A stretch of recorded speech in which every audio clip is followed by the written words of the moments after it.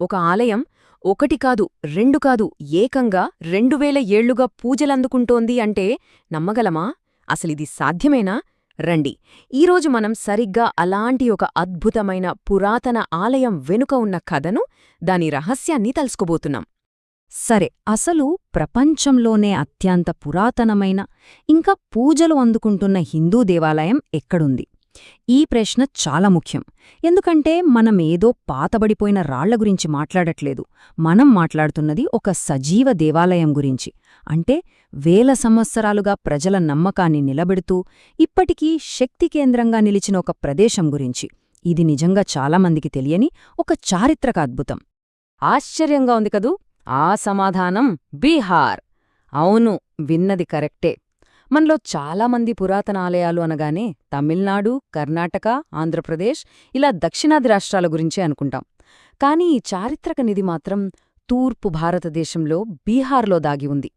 ఆలయం పేరే ముండేశ్వరీదేవి ఆలయం. ఇది కేవలం ఒక టూరిస్ట్ స్పాట్ కాదు, ఒక కట్టడం అంతకన్నా కాదు. ఇది ఒక సజీవ చరిత్ర. కైమూర్ కొండలపైన ఎన్నో శతాబ్దాల తుఫానులను తట్టుకుని తన ఆధ్యాత్మిక శక్తిని ఈ రోజుకీ కాపాడుకుంటూ వస్తుందన్నమాట. సరే, ఈ ఆలయ చరిత్ర ఒక ఎత్తైతే ఇక్కడ పాటించే ఆచారాలు, సంప్రదాయాలు మరో ఎత్తు. నిజం చెప్పాలంటే కేవలం చరిత్ర వల్ల కాదు, ఇక్కడి ప్రత్యేకమైన ఆచారాల వల్లే ఈ ఆలయం ఇప్పటికీ ఇంత సజీవంగా ఉంది. అందులో ఒక ఆచారం గురించి వింటే ఖచ్చితంగా ఆశ్చర్యపోతారు. అదేంటంటే అహింసా బలి. పేరు వినగానే కొంచెం కన్ఫ్యూజింగ్గా ఉంది కదా? బలివ్వడం, అది అహింసతోనా? అంటే ఇక్కడ బలిస్తారు, కాని ఆ జంతువుకు రవ్వంత కూడా హాని జరగదు. వినడానికే చాలా వింతగా, అద్భుతంగా అనిపిస్తోంది కదూ? అస్సలు ఇది ఎలా జరుగుతుందో చూడండి. ముందుగా ఒక మేకను అమ్మవారి విగ్రహం దగ్గరకు తీసుకొస్తారు. పూజారి కొన్ని మంత్రాలు చదువుతూ దానిమీద పవిత్రమైన బియ్యం, మనం అక్షింతలు అంటాం కదా, అవి చల్లుతారు. అంతే, ఆ మేక వెంటనే స్పృహ కోల్పోయి అచ్చం ప్రాణం లేనట్టే పడిపోతుంది. ఇక పూజంతా అయిపోయిన తరువాత పూజారి మళ్లీ అవి అక్షింతలు చల్లగానే ఆ మేకకి మళ్లీ స్పృహ వచ్చి ఏమీ జరగనట్టుగా లేచి నిలబడుతుంది. ఇది నిజంగా ఒక అద్భుతం, అహింసతో కూడిన ఒక దైవిక చర్య. ఇక్కడ అహింస మాత్రమే కాదు, దైవిక రక్షణ కూడా ఎక్కువే అని ఒక కథ ఉంది. పూర్వం మొఘల్ సైనికులు ఈ ఆలయంలోని విగ్రహాలను పగలగొట్టడానికి ప్రయత్నించినప్పుడు వాళ్లకు ఊహించని కష్టాలు ఎదురయ్యాయట. కొందరికి కళ్ళు పోతే, ఇంకొందరికి ఏవేవో దైవిక విపత్తులు వచ్చాయట. దీంతో భయపడిపోయిన సైనికులు ప్రాణాలు అరచేతిలో పెట్టుకుని పారిపోయారని ఇక్కడి ప్రజలు ఇప్పటికీ బలంగా నమ్ముటారు. సరే, ఇవన్నీ ఇక్కడ జరిగే అద్భుతాలు, కథలు. మరి వీటి వెనక ఉన్న అసలు నిర్మాణం అంటే ఈ ఆలయం సంగతేంటే? దాని నిర్మాణ శైలి కూడా ఒక పెద్ద పజిల్ లాంటిదే. అసలు ఈ ఆలయాన్ని ఎలా కట్టారు? దాని ప్రత్యేకత ఏంటే? ఈ ఆలయ నిర్మాణంలో ఒక నెంబర్కి చాలా ప్రాధాన్యత ఉంది. ఆ నంబర్ 8. 8 ఎందుకంత ముఖ్యమంటారా?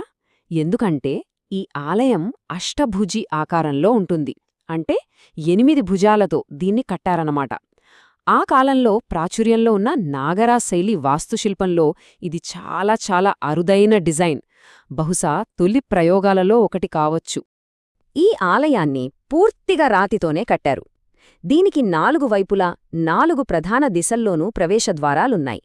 ప్రతి ద్వారం దగ్గర గంగా, యమునా నదుల దేవతల శిల్పాలు మనల్ని ఆహ్వానిస్తున్నట్టుగా ఉంటాయి. ఇక ఆలయం లోపల గణేశుడు, సూర్యుడు, విష్ణువు వంటి ఇతర దేవతలు కూడా కొలువై ఉన్నారు.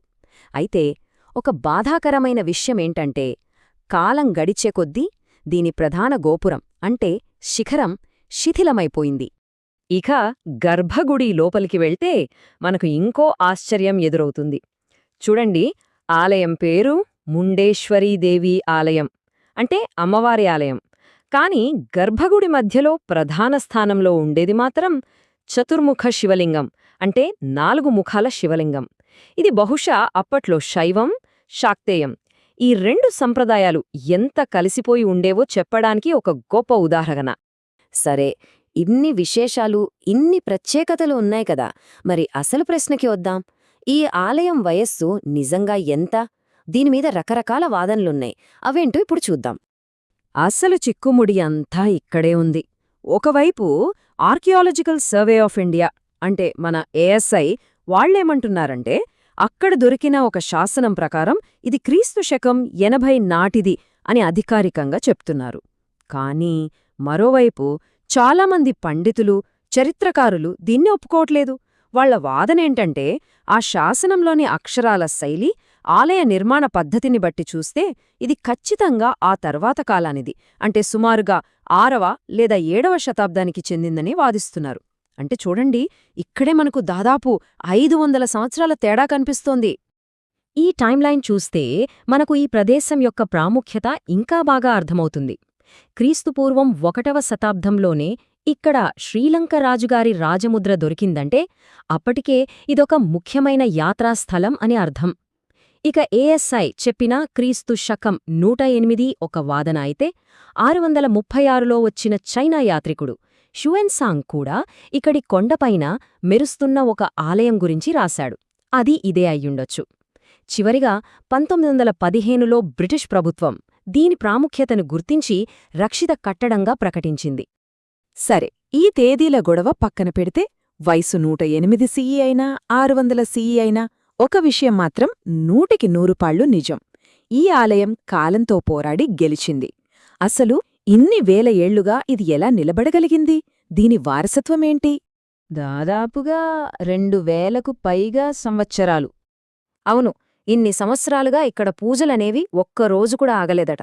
అందుకే దీన్ని కేవలం ఒక పురాతన కట్టడం అనలేం. ఇది ఒక సజీవ వారసత్వ కేంద్రం. మనల్ని నేరుగా మన గడిచిన కాలంతో, మన పూర్వీకులతో కలిపే ఒక అద్భుతమైన వారధి. ఈ ఆలయం గొప్పతనాన్ని చెప్పడానికి ఈ ఒక్క మాట చాలు. ఇక్కడ పనిచేసే సంరక్షకుల్లో ఒకరైన అజీముద్దీన్ ఏమంటారంటే, నేను ముస్లింని, రోజూ నమాజ్ చేస్తాను, కాని నాకు మా ముండేశ్వరి మీద చాలా భక్తి ఉంది అని. చూడండి, ఇంతకంటే గొప్ప నిదర్శనమేముంటుంది? ఈ ఆలయం కేవలం హిందూలది కాదు, అందర్ది అనడానికి. ఇది మత సామరస్యానికి, మన సాంస్కృతిక ఐక్యతకు ఒక సజీవ ఉదాహరణ. కాబట్టి ముండేశ్వరి ఆలయమంటే కేవలం రాళ్ళు, శిల్పాలు కాదు. అది చరిత్ర, నమ్మకం, సంస్కృతి ఇవన్నీ కలిసే ఒక అద్భుతమైన సంగమం. ఇలాంటి అపురూపమైన వారసత్వాన్ని కాపాడుకుని మన తర్వాటి తరాలకు అందించడం మనందరి బాధ్యత. చివరిగా ఒక ప్రశ్నతో ముగిద్దాం. ఆలోచించండి. ఎన్నో సామ్రాజ్యాలు పుట్టాయి, గిట్టాయి. ఎన్నో యుద్ధాలు జరిగాయి. 2000 సంవత్సరాల కాలం గడిచిపోయింది. అయినా సరే, ఒక నమ్మకం, ఒక విశ్వాస కేంద్రం మాత్రం చెక్కుచెదరకుండా ఎలా నిలబడగలిగింది? దాని వెనుక ఉన్న ఆ కనిపించని శక్తి అసలు ఏమై అంటుంది?